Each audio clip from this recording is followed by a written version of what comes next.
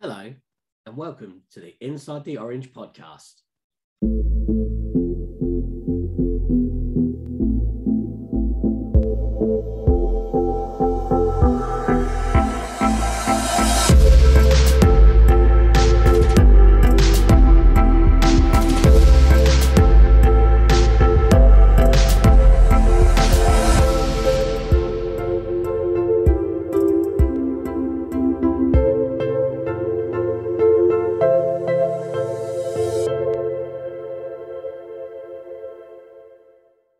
So welcome to episode 7 of this season. We're halfway through in this episode, and yeah, it's just been amazing to have brought season 3 to you and the guests I've had so far, and just a massive thank you to everyone so far who has been a guest. So if you missed Wolverhampton last week, then go back and check it out. There's links in the description that will take you back to that episode. It was a really good chat, talking about work and enjoying work, being fulfilled at work, and enjoying the time when you're not at work. So honestly, it's a really good episode. So go back and check it out if you have missed it. My guest today is someone who talks about mental health. Mental health is something that's really resonant with the podcast because it started from me talking to myself as a podcaster. From a podcaster's perspective, when I started, I was talking to myself 6 years ago when I was battling mental health. And my guest today, James Lindsay, comes on and talks about his battles and how he's working with companies and charities now to help improve mental health and awareness. And as James is a massive Watford Football Club supporter, as am I, it's only going to happen that we're going to talk about Watford Football Club on the podcast. And as this is a pre-recorded intro, we might be on manager number 155 for the season. So we don't talk about that, but we will talk about the leaving of our captain, Troy Deeney, earlier in the season. So we're going to get into that episode in a moment. But until then, this is how you get in touch with the podcast. To get in touch with the podcast, you can find us at insidetheorange.co.uk. You can email us at insidethisorange@gmail.com. You can find us on Twitter at OrangeWats, Orange WHATS. On Instagram, Inside the Orange. On the Inside the Orange podcast Facebook page, or you can find me on LinkedIn. It's Richard Stevens, motivational speaker and creator of the Inside the Orange. All these links will be available in the description and show notes. So my guest today, we have got a shared love, and that shared love is Watford Football Club. And I thought, Rich, how can you get someone on the podcast to talk about Watford and keep it related to Inside the Orange? So awesome, and it's amazing to say, James Lindsay joins me today. Not only is he the supporter of the best football club in the world, he's also a charity fundraiser. He also works for Mind, the charity, and he does lots and bits and pieces. We're going to get to football, but we are also going to talk about James's work. So, James, welcome to the Inside the Orange podcast. How was your day today? Thanks for having me. Yeah, it was a really good day today, actually. I ended up cycling to work instead of driving because of the nice weather. So that's kind of given me a bit of a boost. How about yourself? Yeah, a day of recording and completely opposite of that, of moaning how hot today is. So doing a cycle ride was probably the last thing on my mind. How far is it to travel to work for you? Can you say? Are you all right to say that? Yeah, it was only about 15, 20 minutes. So not too bad. It was doable. It wasn't too much. That's good. So let's talk. You're, first and foremost, the most important thing, you're a Watford Football Club fan, right? First and foremost. But you do other things as well. You have other things going on in your life as well. Give us a little bit of an intro, who you are and what your passions are, what you love doing. Yeah, sure. So I'm 31 years old. So I was born in Watford as well. And I lived here most of my life, apart from when I lived at university and when I did a ski season. I'm currently living in a flat with my girlfriends. Currently working for a charity called Hertfordshire Network as a marketing officer, a job which I only started literally 2 days ago. And they're also based in Watford, so that's really convenient. I'm a massive cinema lover. So I've got one of those unlimited memberships, so where you can go as many times as you want. So I've had that the last 2 or 3 years, and just I'm there all the time. And we could probably do a separate podcast episode about films, because I could talk all day about them. I'm also quite a sporty and active person, so I like playing football, but I also like going for park runs, and doing yoga. I try and do that twice a week. So yeah, that's me pretty much. Okay, so I mean, yeah, let's talk. So you've just joined Hertfordshire Mind. You did work for the Animal Welfare Trust, if you're right to say that. Yeah. Before that, so what is it that drew you to working with Mind? I know a lot of your kind of passion is about mental health. So what drew you to want to work with them? So it kind of goes back to, so I should start off by saying, so in 2016, I suffered from a very severe mental illness. I had a psychotic episode, and I was hospitalized for nearly a month with that. So for the rest of that year and the year after, I was on very sort of heavy medication and recovering from that. And it wasn't until sort of 2018 that I started kind of like reading up about mental health and like reading off people's stories, like some really influential books, which got me interested in Mind as a charity, because I think they were mentioned in the books. So I thought I'll check them out on the website. And on the website, they've got like a blog section where people share their stories, which I thought was amazing, and that inspired me to do my own blog, which was like the first time I'd kind of talked about my illness, because before that I was very kind of embarrassed about it and very shy about it. I kind of wanted to like completely like forget that it ever happened type thing, but it sort of taught me to that, you know, opening up and sharing with other people is kind of very therapeutic. So I started doing that a few years ago, and I've just been really like an admirer of Mind for the last few years, like because they help thousands of people in the UK who are going through similar struggles that I had. So they really inspire me, and I wanted to join to work for them because I want to help as many other people that have had mental illness as possible. Because when you go through something very traumatic as that, you wouldn't wish it on your worst enemy.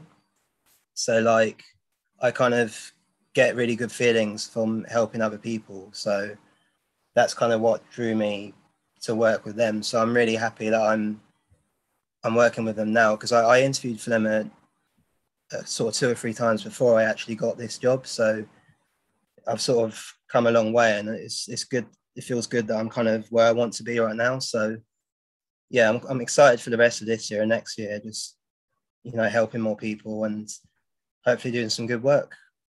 Yeah, I mean, again, thank you so much. That was a very honest Yeah. answer about where you've been.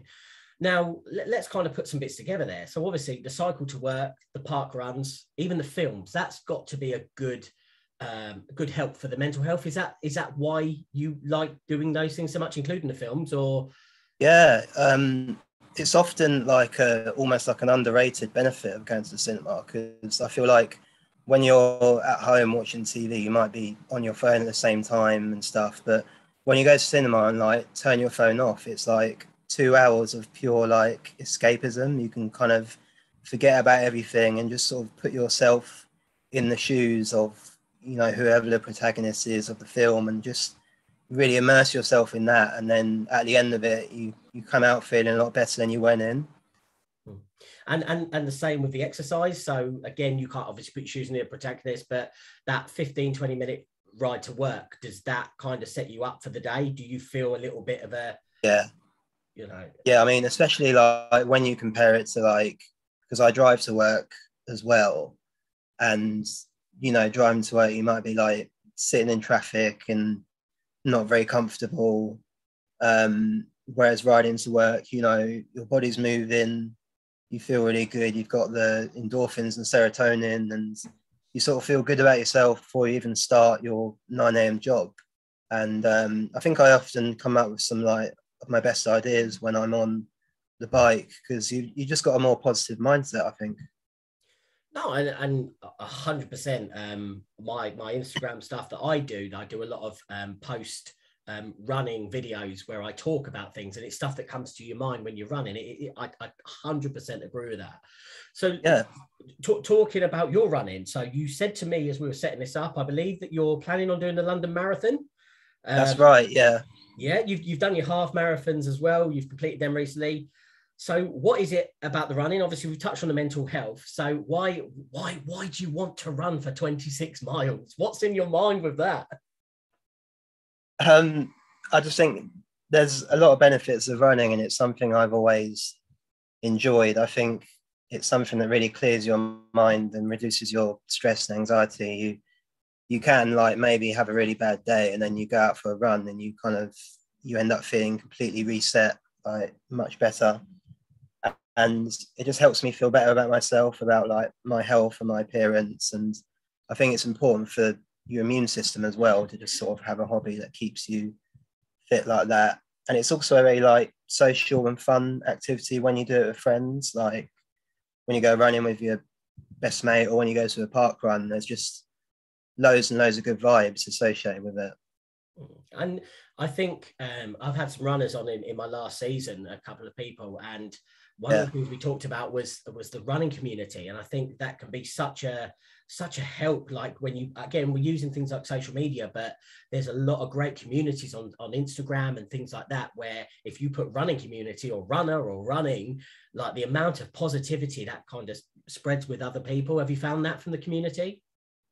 Yeah, I think both like online and offline, like you can be going into it on your own, but you can reach out on social media to people, and they're so friendly and welcoming. And I find as well when I started doing park run, like if you're like sort of standing around waiting for the run to start, you just say to anyone like, "Oh, is this your first park run?" And you can just strike up a conversation, and you end up going for a coffee with someone after the run. And yeah, it's just great. It's just so inclusive, and yeah, I can't talk enough about it. Like so many good things.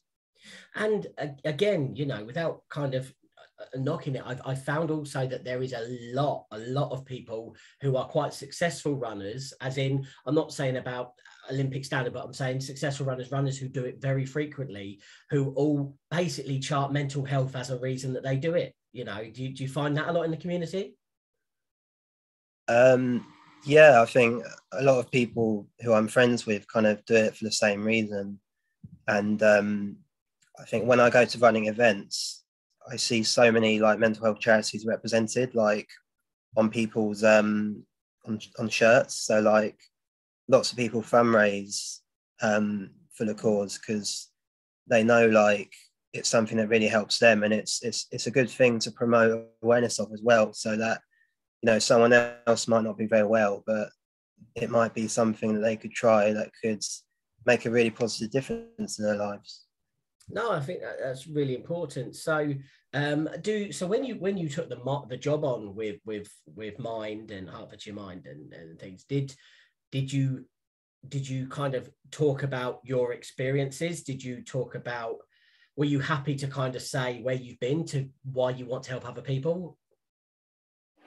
Do you mean like when I was interviewing and stuff? Yeah. I mean, obviously, when you're talking to future employers, I mean, it's not an industry I really know about kind of getting in. So, how kind of open are you when you go to that kind of process with that? Yeah, I'm pretty open and honest. I think the first time I was with my first charity, I was kind of met with a lot of empathy and understanding, and it kind of made me realize that it's better to be open about it, because if someone doesn't know the full picture with you, like they can't help you, like if they don't know what you're going through. And I feel like since I've been more open about mental health, it's actually opened more doors for me.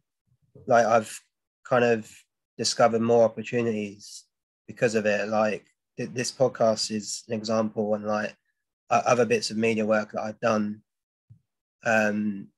So yeah, I definitely encourage people to be sort of open and honest. And I think it's really important. And as I say, you know, we've talked a bit about the podcast in the past and about this podcast. And I said, you know, I like the idea of it being talking to myself. I suffered from mental health a few years ago. I want to hear people that have lived it. I want people to, you know, to understand. And I talked to myself from 6 years ago. And I think sometimes it's lovely to show that vulnerability, to say it's not okay, but you will be okay, kind of thing, you know. If is that fair? Yeah, exactly. Like, you sort of wish you could speak to like the past version of yourself, like to kind of make it like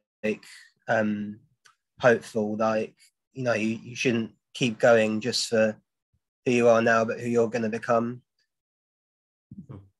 Yeah, and again, don't dislike the person you were. Don't dislike the person you started. You know, you've put it there very well when you talk about films, but everyone loves an origin story, and we can't deny our own origin story sometimes. You know, we have to appreciate who we were before we are who we become. Again, is that fair with yourself? I love how you put that, because like when you watch any like superhero movie, there's always like the beginning is like they're kind of going through. It doesn't matter how much CGI and like stuff is going on in the film. They make it very a human story. Like they're going through all these personal kind of issues, and then you see them kind of grow throughout the film. And yeah, it's true. It's true of real life, isn't it? You can kind of think where I am now to where I used to be, and you can kind of look back on it really warmly and kind of smile about it. But it, you know, you need to take credit for yourself, because it takes people like yourself to come forward and say, I wasn't well, I needed support, and that support's here, and this is how I am now living my life and having this next chapter of my journey. And that's why I think you're such an amazing guest, because no one wants to hear everything's great, everything's cool, nothing goes wrong in life. You know, we are human, we get challenges, we get things in life that sometimes stop us. And what we want is people to say, yes, that happens, but there is a chapter 2, there is an act 2. You can get through this and you can be awesome. Is that fair? Yeah, and I think like one of the downsides, I guess, of social media as well is like it's a bit of a highlight reel, and some people are kind of only posting about like the part of their life that they want people to see, and there's always so much more to it than that. And sometimes it's easy to kind of look online and think, you know, people have got this, that, and the other, and what have I got? And it's just, yeah, you've got to like kind of, I don't know, just focus on yourself and focus on real people. And like, yeah, I'm waffling on there a bit, but like, no, I get that. I understand. I think there's a really funny image online of someone having a picture. They've got a picture. Sorry, let me explain that better. So there's a picture of them, and it looks like they're looking out of an airplane window onto this wonderful island. What it actually is a picture of an island. Someone's got a toilet seat they're holding up, and it's through that. And it's this perception of, look at me, I'm an influencer, I'm living this best life, and you can see I'm living here. But actually, the reality is, no, you're not. But yeah, you're right. There's this thing of, look, this is awesome. Actually, just show some reality. Just show that, you know, things aren't always good. I have to be careful. I have to get you to send me that. I'll have to find it. I will do. Let's make sure we do that. But I want to see that now. It's an interesting thing. And, you know, it's difficult. Obviously, doing a podcast like this, I try to raise the positivity. You know, I do. And I'm not a very, I don't post a lot of negative, because I'm talking about the future. I'm talking about getting people understood. But that comes from people going through things in life that aren't always the easiest. If someone come on my show and told me they'd had the easiest life in the world and everything was perfect, they would be the worst podcast guest I would ever have, because they've got nothing to tell me. You might not get many downloads for that episode. Exactly. You know, we've all got to go through it. Now, I want to move on about something. So it's connected. So as you can see, James, I'm trying to get to Watford as quickly as I can, and I'm not. You are planning to run for a Watford charity now, Watford FC charity, and it's called Man On. So sorry, the projects that I participate in is called Man On. The charity, it's Watford Community Sport and Education Trust. Okay. Sorry, carry on. No, and that's fine. Thank you for clearing that up. But the project then, let's talk the project name, Man On. Yeah. Is that about men and mental health and the lack of conversation? Yeah, so it's essentially a session that happens every week at a community centre that's got like an AstroTurf playing field, and it's 1 hour of friendly football and followed by half an hour of like a sort of group chat, therapy. Like it can be as kind of casual or serious as people want. Like they can talk about mental health or they can just chat about the football. And yeah, it's been going for quite a few years. It's a really successful project. Well, I think it is anyway, because I've benefited from it so much. It's a very like, it's a relaxed kind of football. Like it is competitive, but it's also like you don't have to be good. Like you can just go there. It's very easy going and, you know, very welcoming, and you run around and have fun. That's the main thing. And do you find people are happy to open up? Or does it come with a few sessions? You know, you see the football first, and then as people get comfortable, that comes in, or how does it work from that? Yeah, I've seen people I've met them on like their first session with us, and they might not have been very chatty, and then I've kind of seen them week by week kind of come out of their shell, which is really good to see. And I think it's important, like, they sort of see the session for what it is, so they can go away and think, okay, so that's what happens, and that's what was talked about. So maybe next week I might contribute this much. So it's like, you know, baby steps. You don't want to kind of make anyone uncomfortable, and it's completely like up to them. Kind of, you know, they get him. They put, what's the word? They get what they put in. Yeah. No, that's good. Yeah, and it's run by like the guys that run it are like kind of mental health experts, and you know they're amazing because they'll give, you know, advice and support on whatever you need. So yeah, it's just a really good space to be. And that is through the football club. Is that a charity, like you say, community, through the charity of the football club? I believe, yeah. So they're Watford FC's official charity, and I think this particular project is actually funded by the Premier League. Oh wow, okay, that's good. And you know, let's just go on that for a minute. So that is starting to show now that actually there is that need. Again, Premier League football, obviously the Premier League is one of the biggest leagues in the world, but that recognition that actually people, and again, men there need to talk, you know what I mean? In that sense, it's something that we kind of think we should be okay. You know, we're men, we should be okay. And again, I don't want to get gender related on this, but it's kind of been for so long. Obviously, I love the idea of the project being called Man On, because obviously that is a shout in football that is called. Yeah. And actually, yeah, the connotation of it is actually guys working together to actually help their mental health. So that is a really, really good thing you're involved with, and that. So we have spoke Watford Football Club. So let's talk about how we kind of met. We met virtually, as most people in this world have been doing in the last since that dreaded C word. Yeah, we started talking at the back end of the last season. We're both Watford Football Club supporters, and we were talking about those few weeks before we got promoted and whether it would happen, and we were, you know, maybe we might not get promoted automatically. Yeah, we weren't sure. We weren't, and we kind of got each other through it. We'd never met, and I thought, do you know what, that's a great idea for a podcast episode. But before we talk about that, what is your history of Watford Football Club? How far does it go back? What's your earliest memories of games? Where does the football club fit into your history? Yeah, so it goes all the way back. So I was born in 1990, and my first game that my dad took me to was when I was about 3 or 4 years old.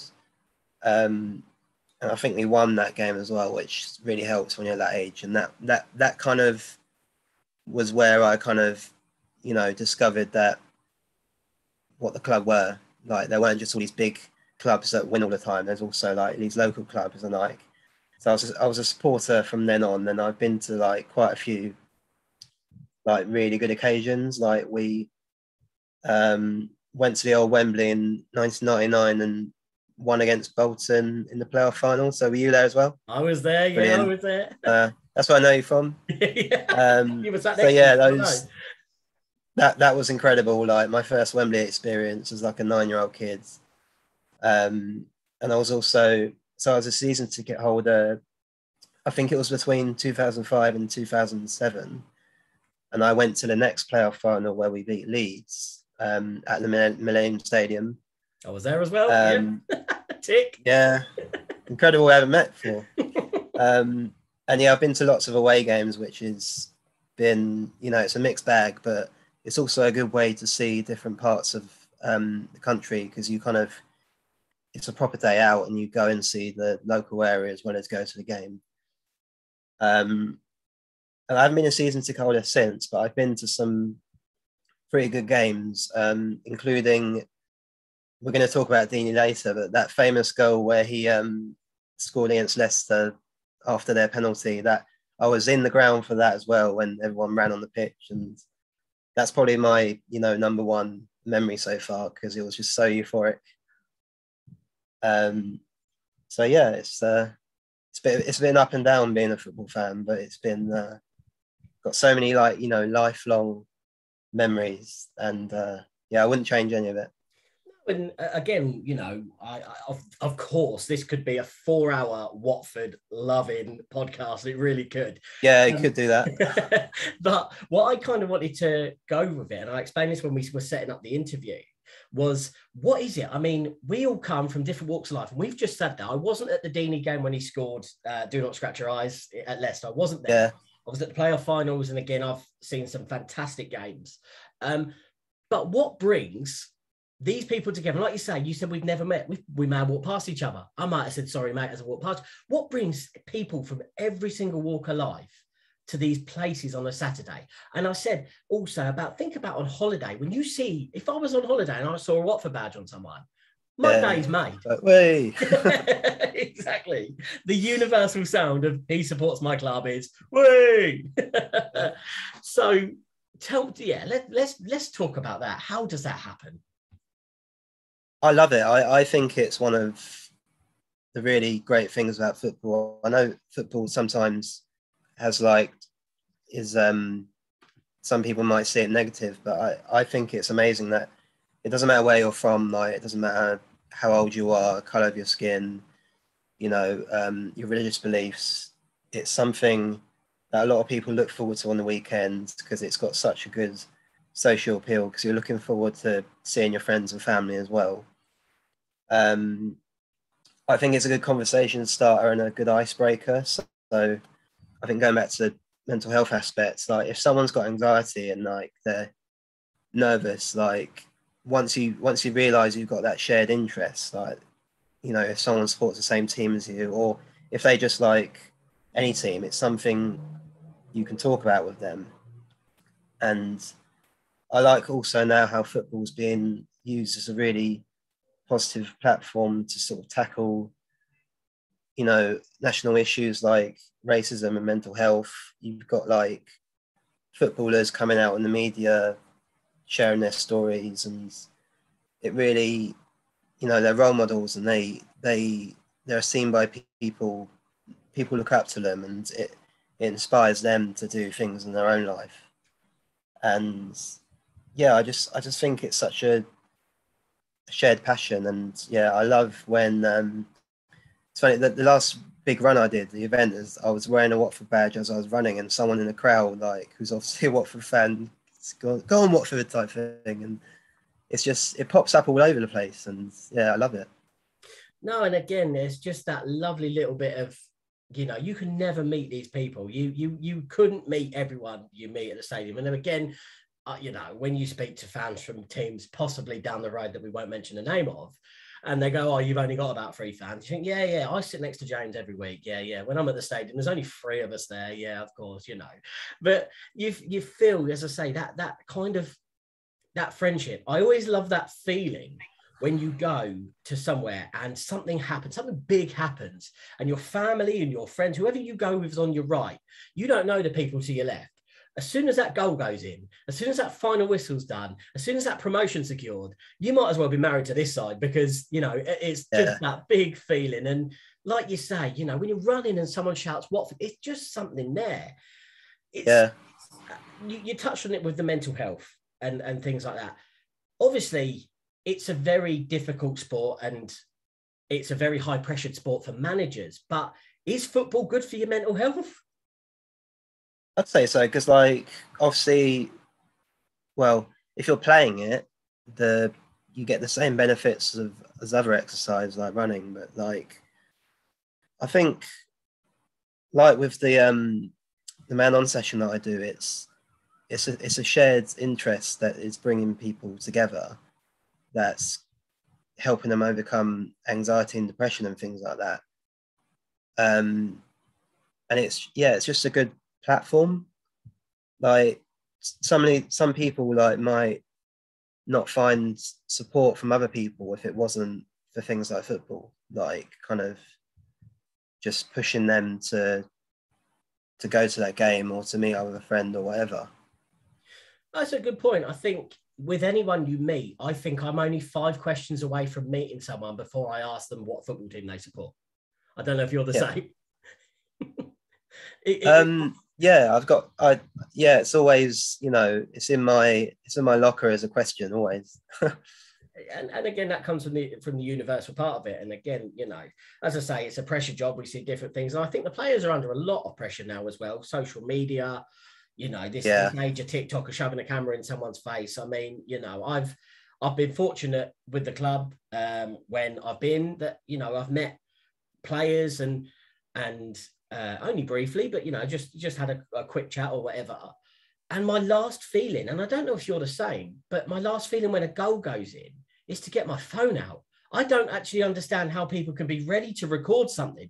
When I see Ismail Assar, for instance, running 50 yards on the pitch, I have to remember to breathe, not get my phone out.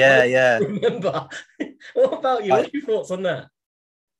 I much prefer just like living in the moment, like, because you want to just sort of experience all the sights and sounds and have the memory kind of secured properly yourself, and then you can watch it again on YouTube or social media another time, like, because someone will always be filming it.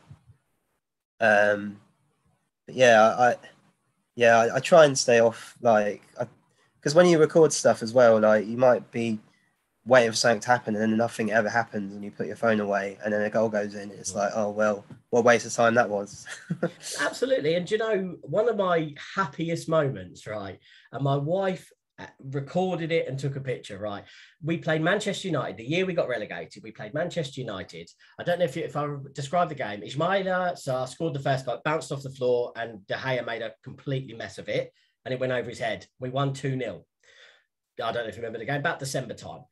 Deeney scored.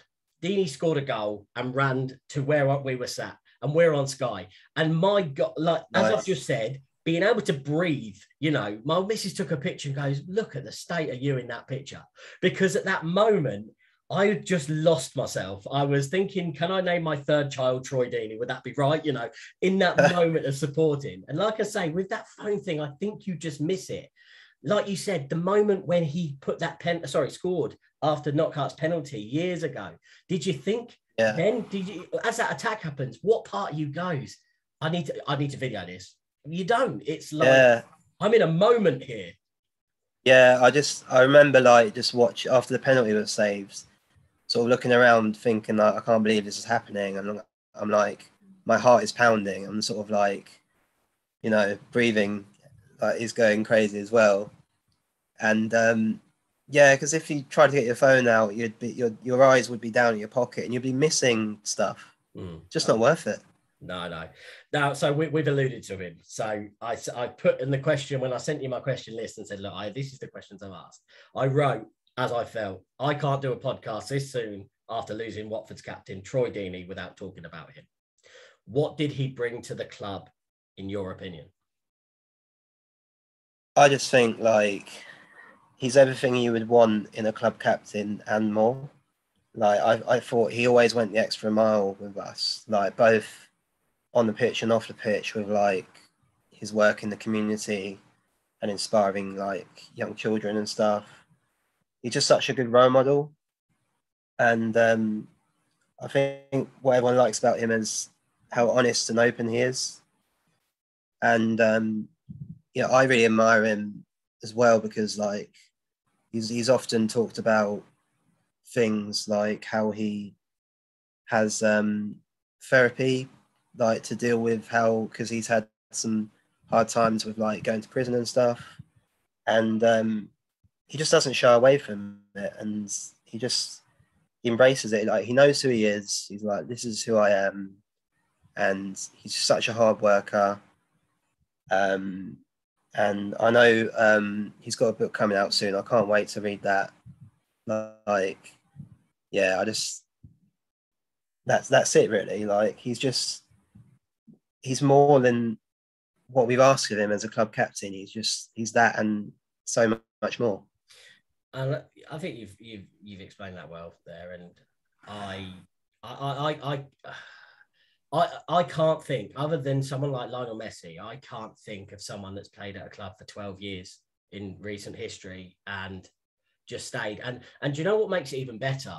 We had a takeover where he probably wasn't, in effect, we could have replaced him with whoever from the Italian club, the Spanish club, that he might not even been in the plans. Yeah. He forced himself in the plans. I shared something the other day on Facebook as myself. It's quite private. It's nothing to do with Inside the Orange. And I said, when he was released from prison, I have to be honest with this, and I have to say it. When he was released from prison, the Watford Observer did a thing of, should he play for the club again? And I said, no, he shouldn't. He's been to prison. We're a family club. That's not what we're about. And you know what? I wrote, when he left, I wrote a goodbye thing, and I put that in there, and I said, I was wrong. You don't turn your back on family. He didn't turn his back on us. He didn't go to Leicester when he had the opportunity. He didn't go, he didn't just become another statistic. He came back and fought for his place and worked hard and was great. Like you say, his community work, everything like that. He showed me. And you know what? Again, we have to be honest with ourselves. I knew on that time that I had to eat my words and say, I'm sorry. I'm sorry for what I thought. Proved you wrong. And 100%. I'm so happy. Do you know, I'm happy that I was proved wrong. My God, am I happy? Yeah. I think also, like, because we've, people take the mick out of this, but we've had so many different managers since. They kept that whole instability of it all, like, and he stayed through all that. Yeah, I think that's important as well. Yeah, and again, with managers that he didn't like. He could have gone plenty of times. No, I don't like his style, I'm off. But I think his attitude was always the same with every manager. He's like, I'm going to really work hard for my place. I'm going to, maybe this isn't going to be my favourite person, but I'm going to do what they say as they're my manager. And, I think that's just a good example for people who work in all sorts of jobs. Like, you've got to work hard and impress whoever you're working for. And yeah, he was just consistent, wasn't he? Consistent club captain, despite whatever was going on around him. And it's hard, you know what I mean? When you are outspoken, when you are someone that is very, very good at, he was very good at articulating himself, maybe, and that's what rubbed fans up the wrong way from opposition teams, was he was very good and very open in what he says. Obviously, he's going into punditry now, and he does bits for TalkSport and things like that, which is brilliant. But he owned what he said. He didn't shy that. And like you say, for a captain, it's brilliant. And, do you see us ever having another Troy Deeney? Great question. I don't think so. Because you can compare him to other footballers in terms of ability, but you can't really compare him personality-wise, as much, can you? I don't even know, who our next club captain should be, and I don't. I agree. I was going to ask. That's my next question for you. Who's next? Yeah, I've had this chat with other people, because I think last season when Deeney wasn't playing, the captain was Cleverley, but he hasn't been in the team that much so far this season, so it's a tricky one. I don't know. What do you think? I was waiting for you to take the hit on that, because I thought, maybe James will give us an idea, but I don't know. I think probably Cleverley will remain as club captain whether he plays, and then I can just see it being handed out as a captaincy across quite a few of the back line and things like that. I can't see it. The new lad, Kuchko, the midfielder, the Slovakian guy, I think has got that leadership quality in him. So I wouldn't be surprised to see that. But as a club captain, I would still say Cleverley keeps that. Yeah, that's fair enough. I've got no inside knowledge, but that's what I think. Same, yeah. We'll have to wait and see. No, that's it. So let's kind of put a bit together then. So if I gave you the opportunity to talk to Troy Deeney when he came out of prison, that pinnacle part of his life, would you have any advice for him about owning himself then? Would you have given him any? Don't think about how he then went on to deal with himself, but if you had that opportunity, how would you help him? That's a hard question. Yeah, yeah, I guess I'd say have to say the things that you did that weren't good choices, like that's not who you are. So like you shouldn't sort of think worse of yourself because of those, because everyone makes mistakes. Everyone deserves a second chance. So it's not, I wouldn't say forget about it, put the past behind you, just sort of embrace that's what you did and you've learned from it and you're using it to better yourself. Probably something like that. No, and that's fair, and I think that's what he did, wasn't it? I think that's exactly it. But maybe he would have needed someone like you around at that time, and maybe the people he did listen to at that time were people that were saying that to him, and I appreciate that's a very hard question. I'm putting you in a situation you've never been in before, but I think for what you do and your kind of mindset, I really wanted to see if, to really put you on the spot, James. I'm sorry. That's fair enough. I should have said that. I would have said to him, go and sign for Watford and score as many goals as you can. and be a legend. Yeah. And then when you're happy, go to Birmingham. We'll all give you a blessing. That'll be fine. Yeah. Nice to see him go to Birmingham though, because I've got a good friend who's a Birmingham fan, and I know Troy's a Birmingham supporter himself. So it's like a fairy tale ending to his career, and I really hope he does really well for them. Yeah, because I think their fans really love him as well. And we know why they love him, and yeah, he just deserves it. I almost felt like putting a little tweet out or something, just saying just take care of our boy. You know what I mean? He might be yours now, but he's ours. That little teary message of just, like you're giving your child into adulthood. You know what I mean? Go and do your best, but you're still always ours. Yeah. Let's get back to you. So what's next for you after the marathons? What's next for the project with Man On and the Watford charities, and whatever you've got in your work? Yeah. So to be honest, I'm happy that I signed up to the marathon and I'm happy I'm doing it. But I've had a few kind of days where I've struggled to sort of do the training runs, because some of my long training runs are over 3 hours and they're just brutal. So I'm looking forward to kind of having spare time back, and also I'm looking forward to being free to do other stuff that I want to do, because with playing football there's been other kind of things I could have gone along to, played in other little games, but I don't want to risk injuring myself for the marathon, so I haven't done it. So I'm looking forward to just being able to say yes to more things. And in October and November, there's a couple of kind of tournaments that we're playing in. One of them I think is actually at the Watford training grounds. Wow. Yeah, which we've actually done that before, earlier this year. So it's going to be sort of similar day to that. So I'm really looking forward to that. Other than that, I still want to just carry on doing exercise, carry on doing mental health media work, and just keep promoting these two charities that I've got such a kind of connection to and a history with. And there's a few things in the pipeline, hoping to buy a flat at some point, start of this year, early next year. Trying to think what else I've got going on. Traveling, got a holiday coming up in Slovenia with a couple of guys from uni, so that should be really good. Hopefully do more traveling next year. Hopefully there'll be more chances, to do it as things start to open up. But yeah, mainly just, doing things that make me happy and doing things that are fulfilling. So that's the most important thing, I think. No, and that's really good. But obviously, you do have to focus on the marathons. They are coming up, and you need to get.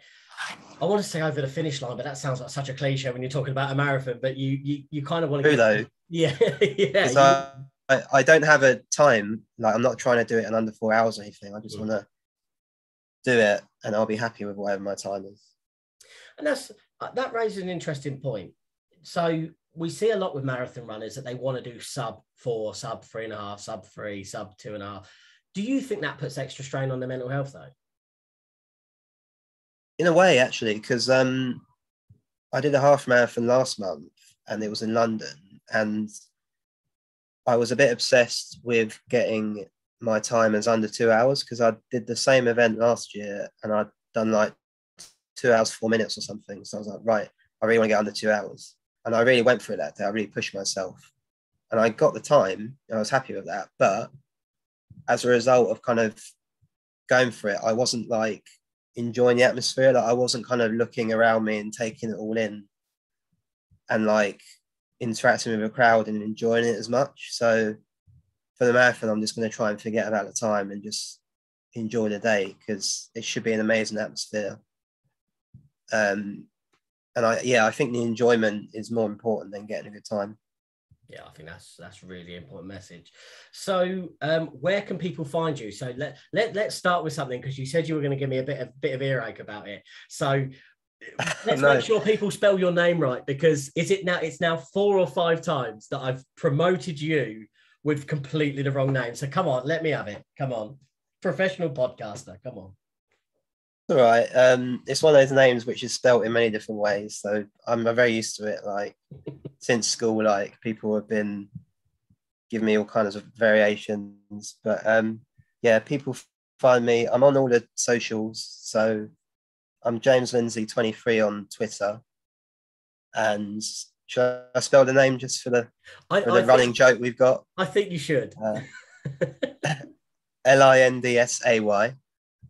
And on Instagram, James Lindsay _23, and then I can send you my LinkedIn link for the notes or something. Yeah, that's fine. But yeah, I'm always happy to kind of, because I've reached out to people online before, and I'm happy when someone, and I have had messages like that before, where someone says like, I saw your blog, I'm going through this, it's a bit similar, like, is there anything you can, any advice? And I'm happy to kind of help as much as I can.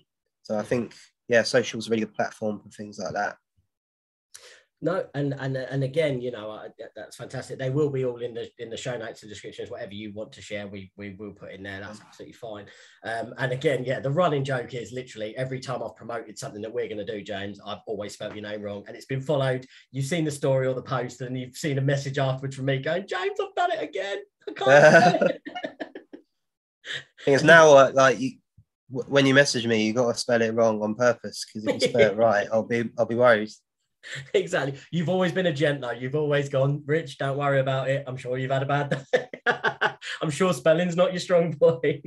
You've always been like your surname, I can replace an E with an A or something, can't I? So. Every time, please do. I would feel much more comfortable if it was a two-way street. So also let's hear about where people can find out about the charities and stuff. So are you happy to share some tags for that?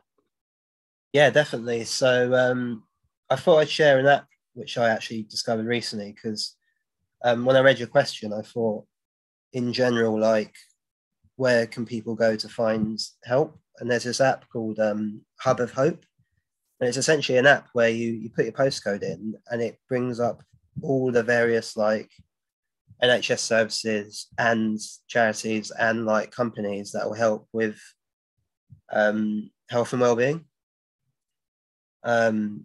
And then in terms of my things, so like the charity I work for website is hertfordshiremind.org, and that's the website for adults. And they've also got a website for young people, which is hertfordshiremind.cyp.org.